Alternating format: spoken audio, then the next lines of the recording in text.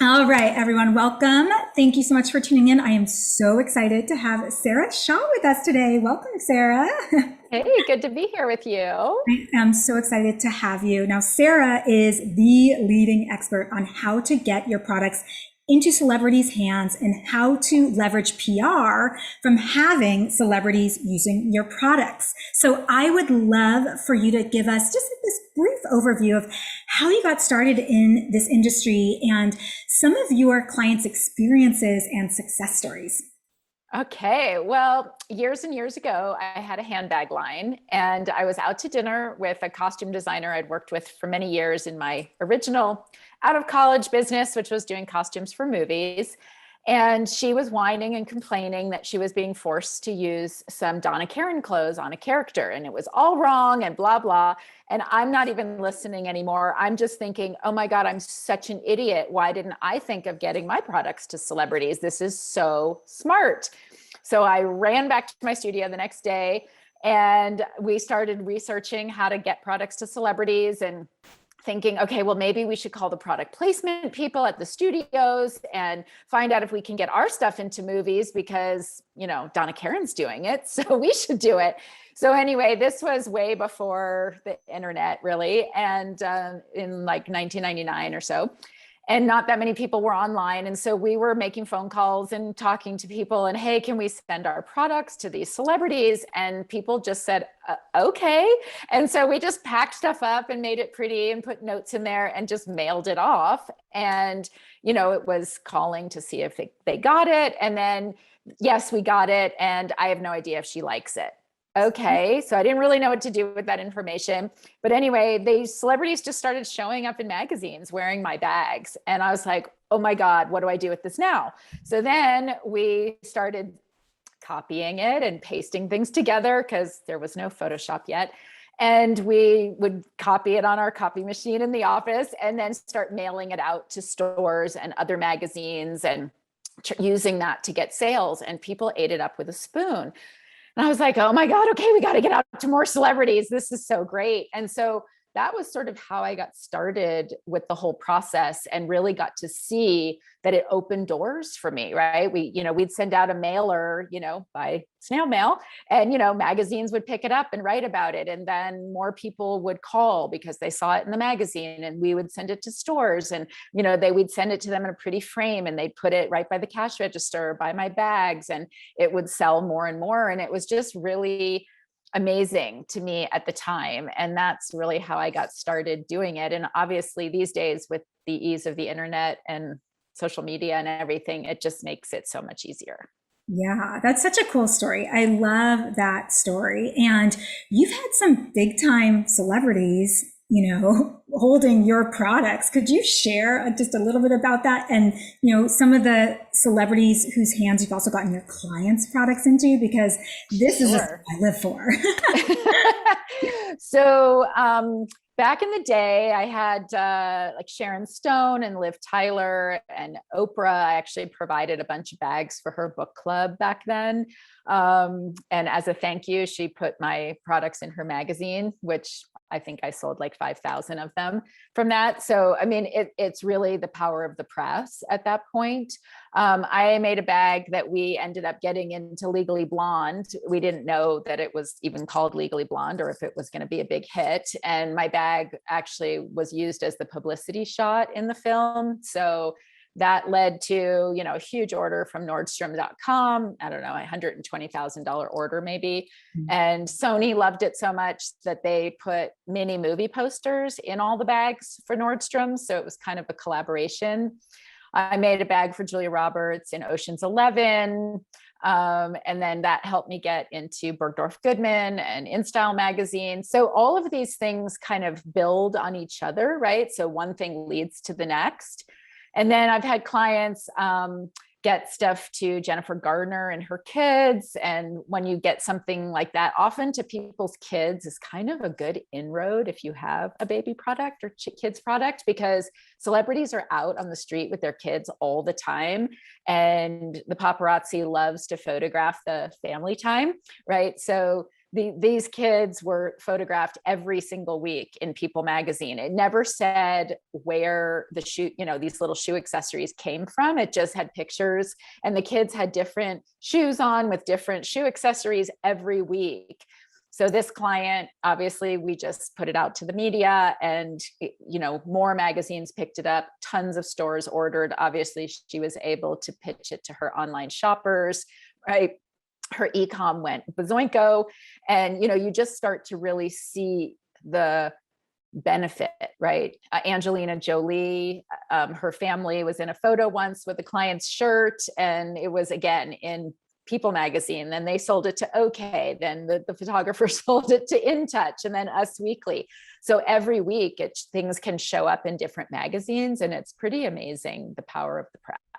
That talk about that and distribution. And what's really interesting just from a psychology standpoint is usually celebrities' children are off limits, and you're not going to see who wore it better, or you're not going to see them tear apart the children. Everything's going to be cute and recommended and adorable on a child. So there is some psychology there when it comes to pushing child products, toddler products for celebrities' children. And happy parents make for happy clients. So totally, please the parent, that goes so much further than possibly giving them a gift, giving them a gift for their children. So I love those stories. That's amazing. And what I know people really want to know from you is, give us all the secrets, kind of as much as you can. But, how do we what would be your best tips to get our products into celebrity hands that people can take action on?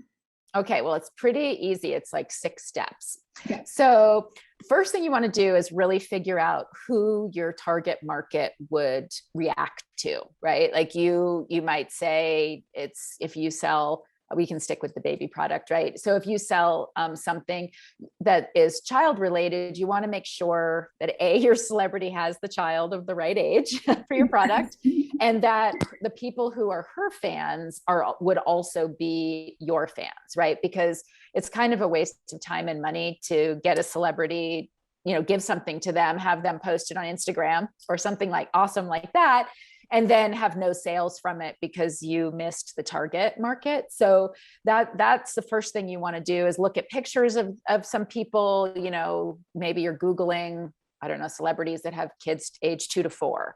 And then looking at those photos, looking to see if they're out and about, right? Are they at the park? Are they at the pumpkin patch? Are they, buying a Christmas tree? Are they at the Easter egg hunt? Because in LA and New York, when celebrities go out to those kinds of places, there's always a paparazzi stand, like, the steps for them to stand on. They're out there with their, mega lenses, taking the pictures. Sometimes even certain restaurants, you see paparazzi across the street with their long lens, taking pictures of celebrities going in and out. So that can also be another great place to kind of see if your celebrity's taking their kids there or to the park.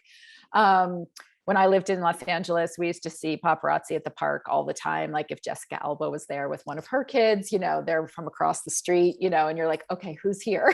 Because they don't show up if there's not a celebrity there. Yeah. And so that's the first step. Second step is there's a website called contactanyscelebrity.com.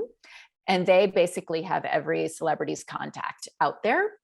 So you can, what I usually suggest people do is make a list do your Google research, make your list, and then you can go get like a 1-month membership, and then just, download everyone's information, build your cheat sheet, right? And then you want to start deciding, what you're going to say. And so you want to pitch to the gatekeeper. So either their publicist or manager.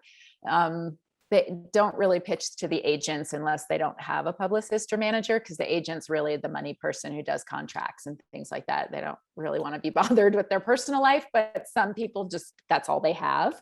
Sometimes you'll occasionally see someone only has a lawyer. So you can always write to the lawyer and say, could you help me out? I don't know if there's a manager or somebody, an assistant I could talk to. You got to keep in mind, they're all just people like we are. They just happen to be famous for a living. Mm-hmm. And so you want to kind of talk to them as if they're sort of your friend, maybe not, the same language you might say to your bestie, but, just, hey, a couple of short sentences about me, right? Hi, I'm Sarah Shaw.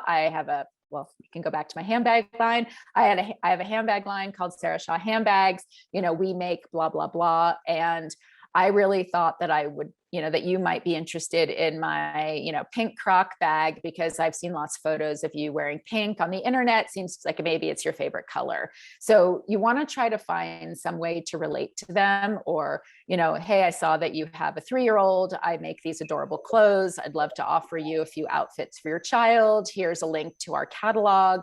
Do you want to choose something? So I really like to let them choose if possible, because it just brings them into your fold a little bit more, right? They're one step more committed. And even sometimes you'll get an email back saying, oh, hey, I forwarded your email to so-and-so's assistant, or and they'll get back to you if they're interested, or, hey, this sounds awesome. Let me just check with her. I'll get back to you. So there can be some back and forth, and you don't have to just accept whatever letter you get back. So we often will write back if they just say, oh yeah, send whatever you want, right? Unless you're 100% sure what to send, I think that can be really iffy. So we usually will write back and say, oh, thanks so much for getting back to us, but I'm not really sure what she needs for the baby so-and-so. We'd really love to send something that would be useful, or, maybe she doesn't like a color or whatever you have going on with your brand, and try to hone in. And just sometimes we'll even say, I know it's kind of a pain to have to ask her about that, or maybe it's, too much trouble to ask, but I'm going to ask anyway. And so often it will sort of bring them back into kind of humanity in a sense, because often these people are just like, woo, woo, getting the emails done and just zipping it out. And sometimes you have to ground them by kind of bringing them back into the real world, because you have to remember people that work for them do live in the real world and function just like we do. Their clients just happen to be really famous. They're not really famous. So when you bring them back into, hey, I'm just a person just like you, and this is a new business or whatever, often you can actually get a real answer out of them. So don't be afraid to take those little extra steps. Yeah. So then hopefully they'll come back and say, oh yeah, she loves the blue, blah, blah, blah. And you'll pack it up and put a cute little note in there, dear celebrity name, thought your so-and-so kid might really love this. If you want anything else, I've included my catalog and print it out and put it in there. We'd be happy to send you anything else. You can contact us directly, and then put whoever the contact person's name was, so that they feel comfortable, because they might be like, hey, Susie, order me some more of this stuff. It's awesome. Hopefully, because if somebody does actually order more from you, it's a bigger story that you can go out and promote. So once and you've confirmed, maybe a week later, you see that the package has been delivered, give it a few days, and then email your contact person, hey, saw so-and-so got the package, just wanted to make sure you got it, and just wondered when you'd be able to give it to them. So often they'll write back, we're going to see them next week, or she's out of town on a movie and won't be back for 3 months. And you're like, huh, okay. But anyway, you kind of have to roll with it. And once you know that they have it, then I would say start looking at their social and seeing if they post, because you never know. I mean, a client of mine sent something to Eva Longoria recently, and she did a whole unboxing video on her Instagram. So, and of course we were like quickly recording it, and then she could put it up on her press page on her website, and we can send out the link and everything. So it's really exciting, and it's opened a lot of doors for her, because that, was totally unexpected, and so you want to see what celebrities do. I mean, some celebrities never or ever on their social media, they never show themselves or their family. I probably wouldn't go after those people unless they mean something to you, right? Because sometimes we have personal reasons for wanting to get something to someone just because it's going to make us feel special, or, like, so what if they don't put it on social? they're super happening all the time in People Magazine or Us Weekly or whatever magazine. And I think that the magazines might want to write about her anyway. And that would even be better than the social media, which is fleeting.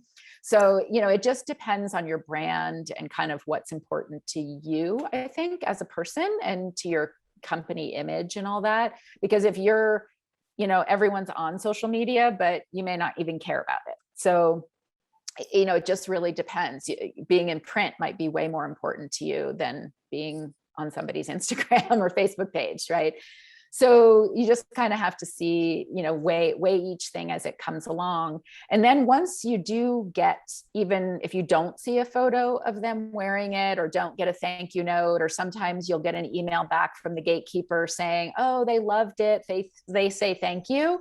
You can actually take a screenshot of that with the person's name in it, because a lot of magazine editors will see that it says CAA or somebody's publicity firm or whatever, and that will be impressive to them. And just say, hey, we sent this whatever to so-and-so, we got this note back, they love it, they're thankful, grateful, whatever it says, would you be interested in writing about this? So you can still promote little emails and texts or thank you notes, things that you get, because it is proof of credibility that you actually got it to them. We've even gone out to magazines with just the, yeah, thanks, we got it, she loves it, or yep, we passed it on to her and loves it, whatever the email says. It doesn't even have to be, she says thank you, right? It can just be some kind of kind words, because magazines don't really want to print anything unless there's a photo or they can see proof of delivery or something like that, because they can get in trouble.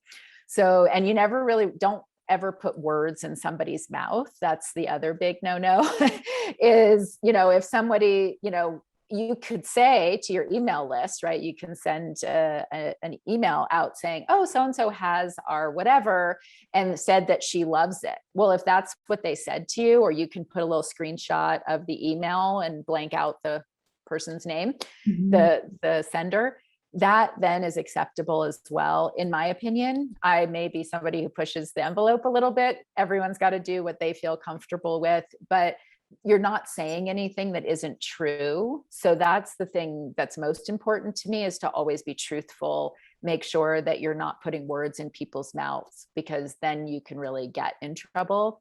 So you can use, a one sheet that you make up, which is, so-and-so has our whatever, right? And a picture of the celebrity, a picture of the product, special order for stores or something like that. If you're trying to get into stores, you could give them a special opening order. You could give a discount to your e-com customers, today put in, Julia Roberts, and, you can get 25% off, right? Here's a picture of her with our product. So there's lots of ways to promote the fact that a celebrity has your product, or it's in a magazine, because you want to make money off of it. Obviously, that's, the prime, the main reason that you do it, I assume, unless of course it's just for personal satisfaction, which is fine. We all have those moments, but at the same time, you want to be able to monetize it and take it to the next level. Because also, if you have a couple of different celebrities that have your product, or maybe they've asked you for more of the same thing or something, a variation of it, more clothes, for example, then you can go out to the magazine and say, hey, we gifted so-and-so, and then she loved it so much, she ordered some for her child or asked for more. And that's a story that magazines love, because it actually shows a larger proof of credibility, right? Yes. So you just have to be creative once you get a placement like that, and think about what your own outlets are. Obviously e-com, if you wholesale to stores, letting them know. If you want to get more press, going out to the magazines with it, and obviously your own social channels. These tips are amazing. I didn't even think about half this stuff this is kind of what I call, it's funny because, where our focus is on digital marketing in different areas, SEO, Facebook ads, Google ads, email marketing.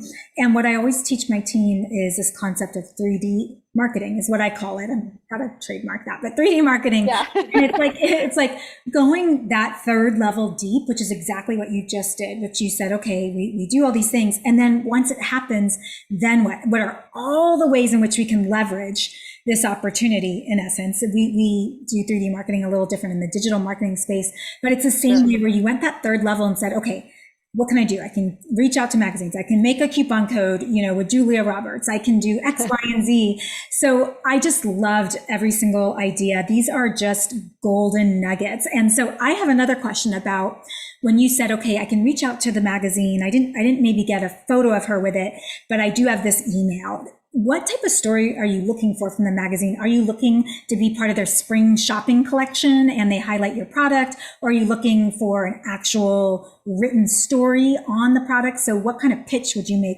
to the magazine if you don't yet have a photo of the celebrity with the product? Sure. So it could be any of those, actually. It depends on the magazine. So let's say it was People Magazine or Us Weekly or In Touch or one of the celebrity magazines.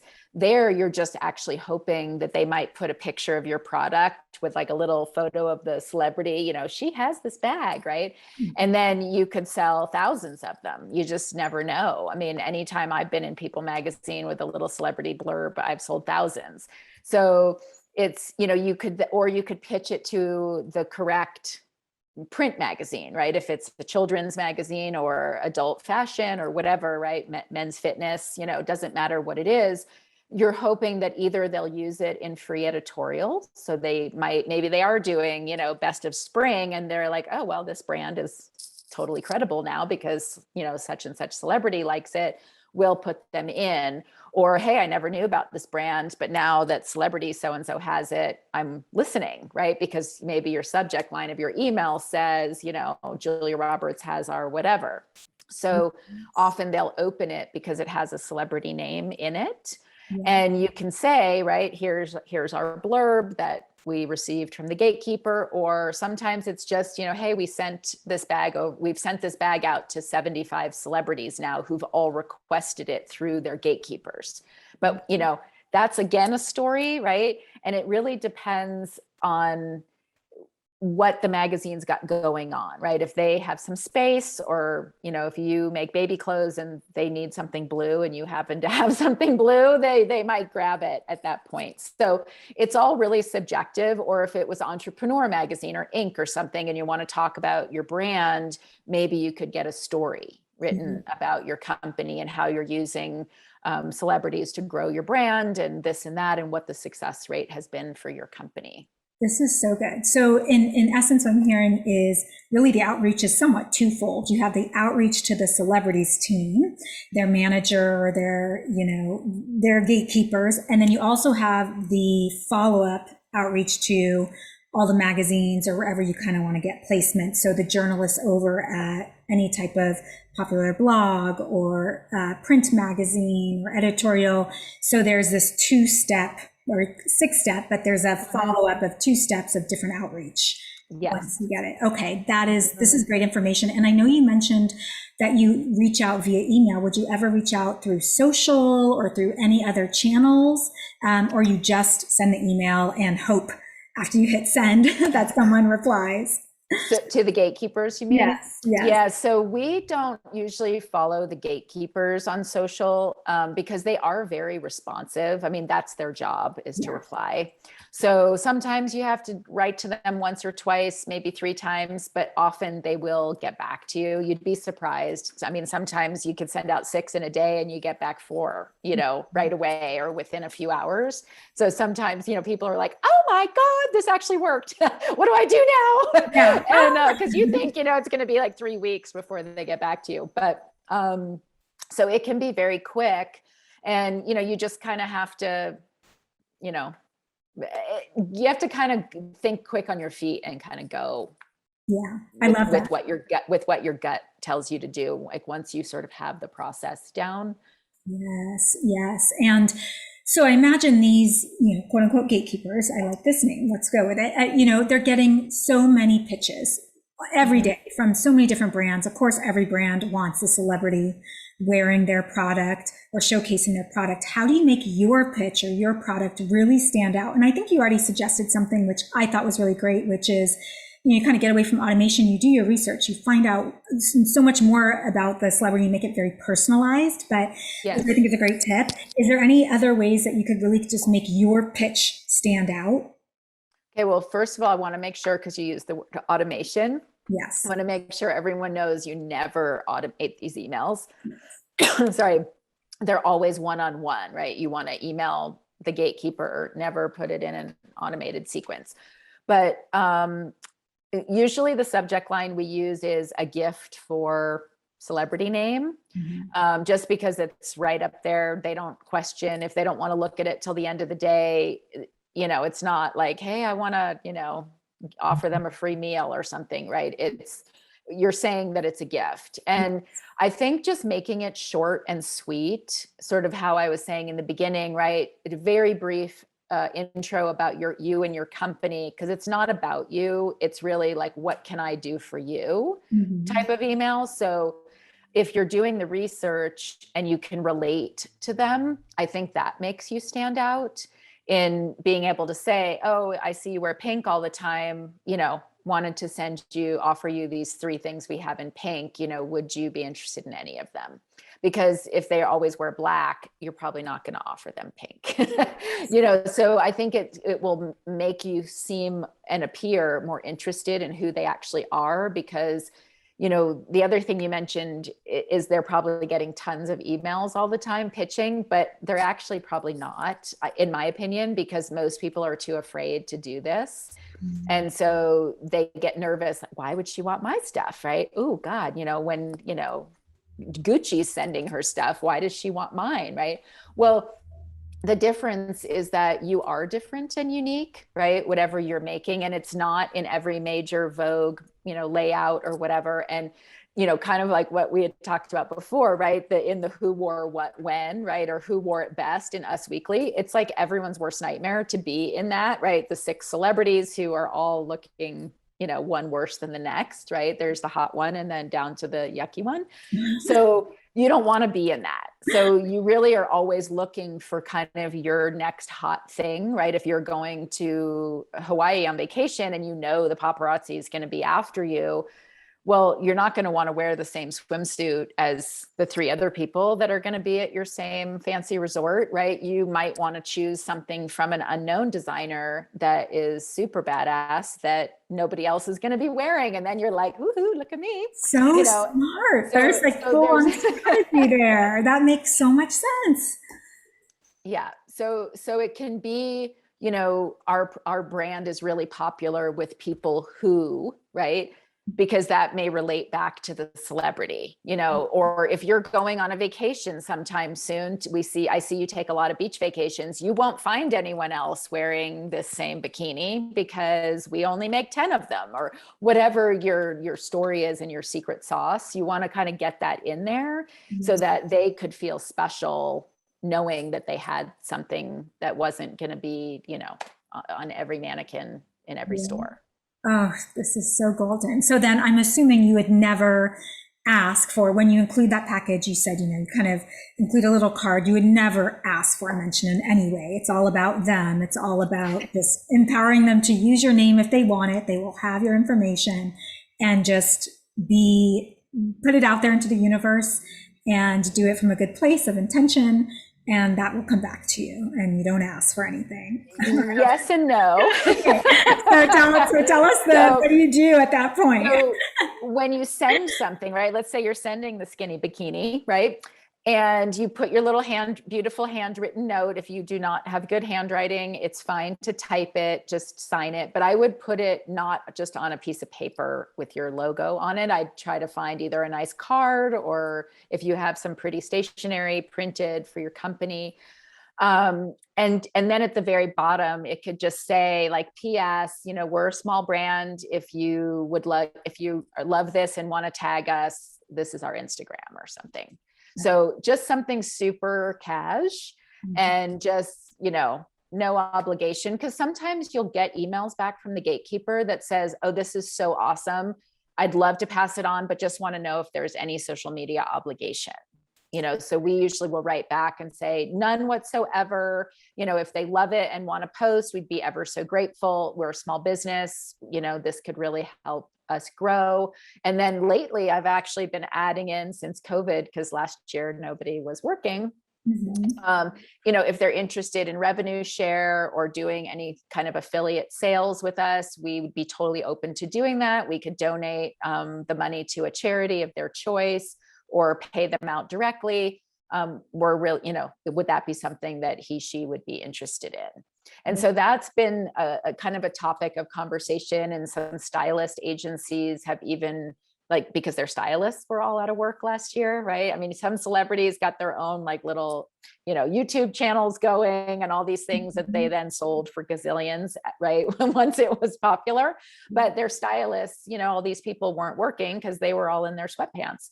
Yes. And so, and working out of their basement, right? And the kids are running in and out and they're just like, woohoo, it's COVID. Yeah. But so some of these stylist agencies have actually tried to turn their stylists, like huge celebrity stylists, into their own superstardom. And, so they will then take a fee to, wear your whole outfit, right? Oh yeah, buy this blouse, I love this. It's made by so-and-so, and then maybe, the earrings and the glasses and the watch and the ring and all these things. And they can actually make a lot of money by becoming affiliates of all these different products, right? And, or they can even offer them on their own shopping pages. And there's been a lot of development over the last year that's really changed how people interact and how they want to make money and do other things too. So it's kind of an exciting time.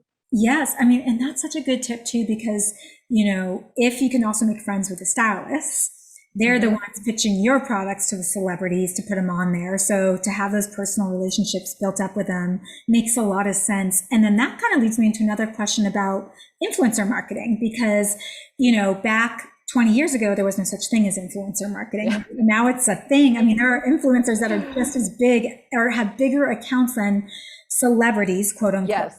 That are their own celebrities in their own, influential circle on social and YouTube. Would all this advice pretty much transition in a lot of the same ways over to influencers? Do you see a lot of the same success with, YouTube vloggers or social media influencers that you do with celebrities? Yes, except for they all ask for upfront money. Yeah. So that's just the difference. Is A-list celebrity isn't going to ask you for money to accept a gift. And if, like Eva Longoria didn't ask for money, she just happened to love the bag and posted an unboxing video, it was free. Whereas, if she had been an influencer, that could have been $5,000 without knowing ahead of time whether she could bring home the bacon for you, so to speak. Right. Yeah. So one of the ways I like to vet all those people personally, because I feel like, their job is to promote themselves. So often numbers can be inflated, or things that you see on their Instagram. Like if somebody has 2 million followers, unless they've got loads of comments, right? Followers are easy to buy. We all know that. So maybe they post a video and they get 4,000 likes or something. Well, that's pretty good. But then if they get 2 comments on the whole thing, to me, that's kind of a red flag. So what I would suggest doing is going out to other brands that you see on their page that they've been promoting or doing it looks like they've done a sponsored job with, and ask them outright, hey, I saw, Susie influencer did this thing for you.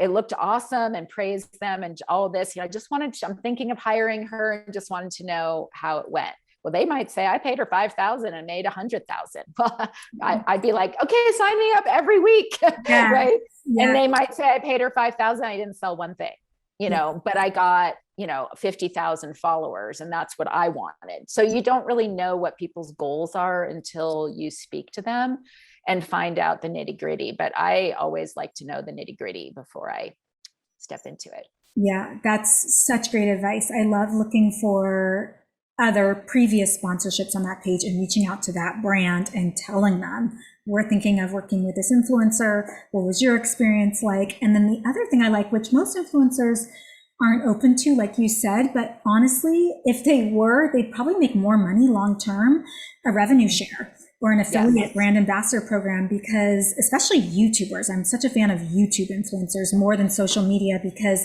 they get backlinks, number one, to your website. They get more and more views over time. They show up in SEO search results, and it's like a one-time video that can bring returns forever, which we've seen some of our clients.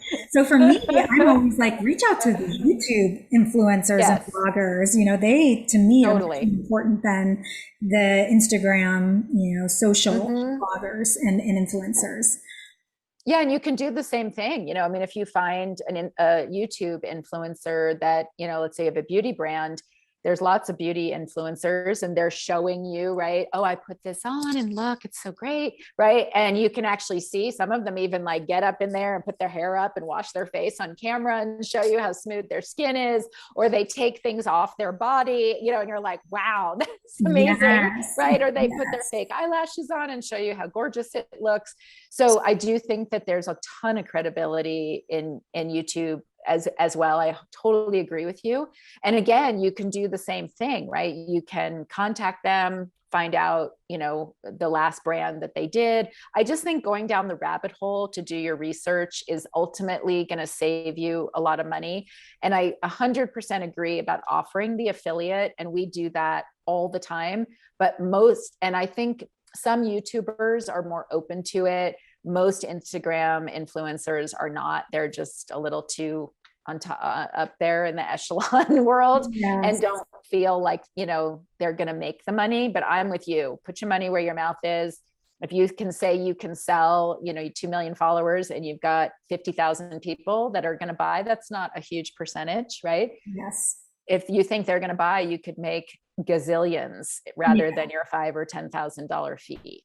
Exactly. Oh gosh, I so agree. I so agree. So then when we're kind of doing, when, you know, you see other brands doing outreach, do you see any top mistakes that you see over and over again that brands make? Like one of them would be automation, right? The automation, you're just wasting your time. It's not personalized. It's not the kind of thing you can automate. Is there any other mistakes like that you see brands making when they're trying to do outreach for celebrities?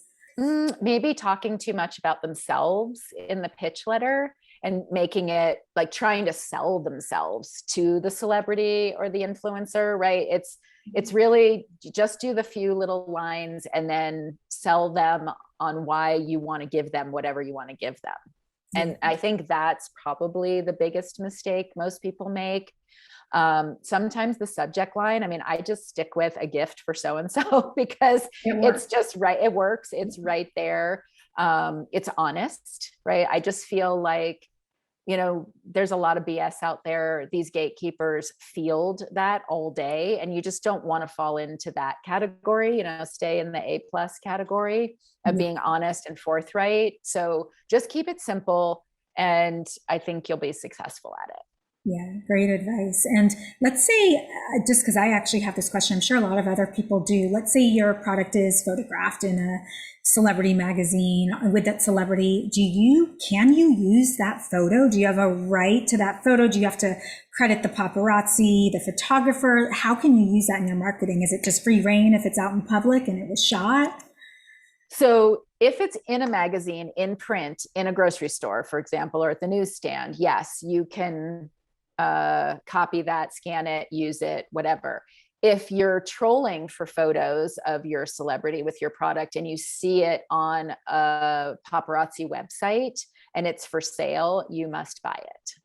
Okay. Yeah. So, I mean, because sometimes they just put the pictures up there for sale, right?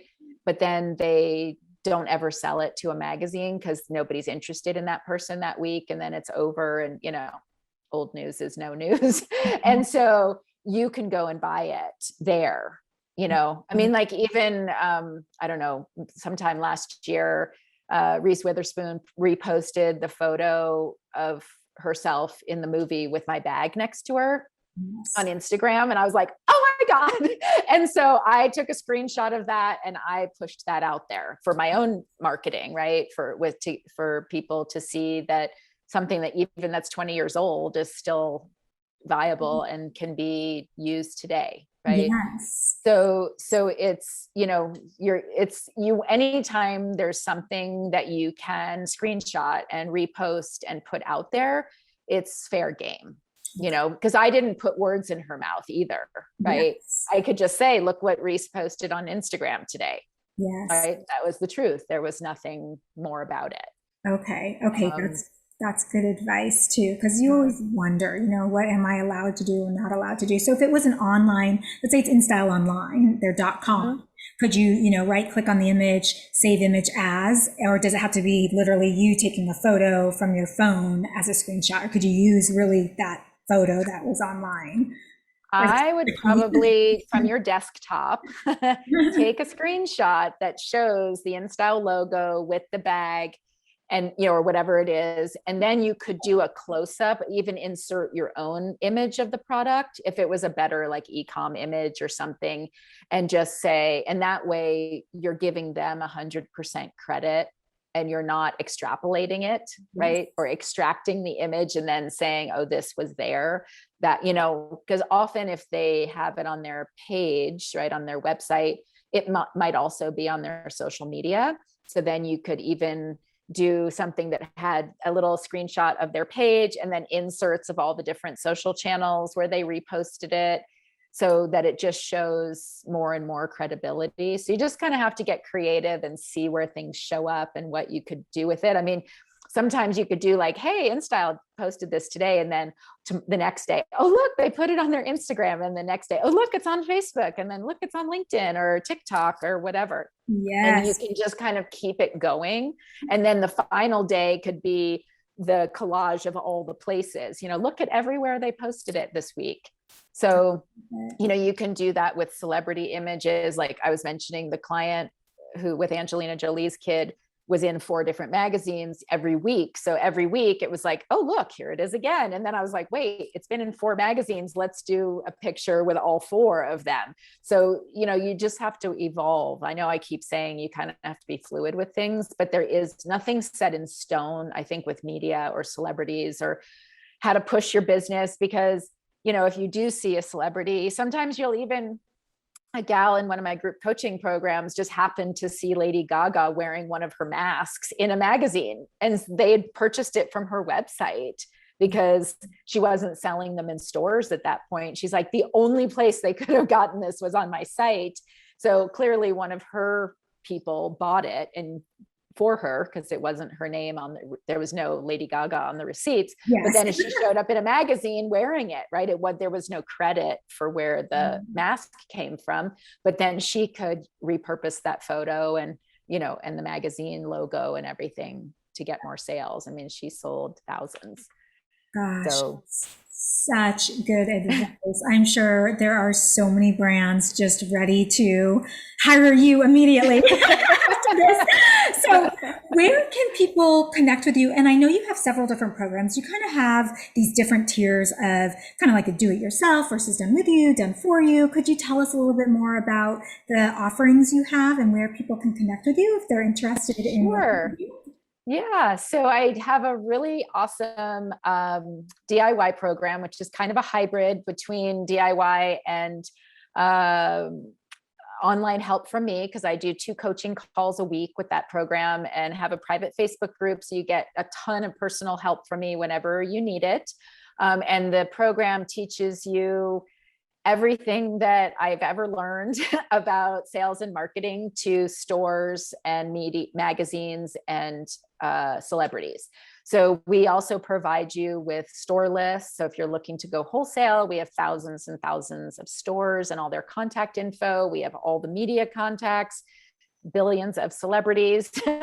We update these lists all the time because I actually use them with my done for you programs. And so they're my actual lists and they're maintained by my team all the time, especially recently, magazines are in and out and changing hands and all these things all the time. And so we're constantly updating those.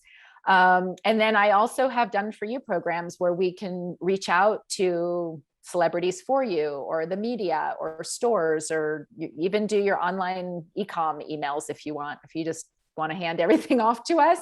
So there's just a bunch of different ways, and you can feel free to book a call with me on my site. There's a big book strategy session. It's free at sarahshawconsulting.com. And I'd love to talk to you.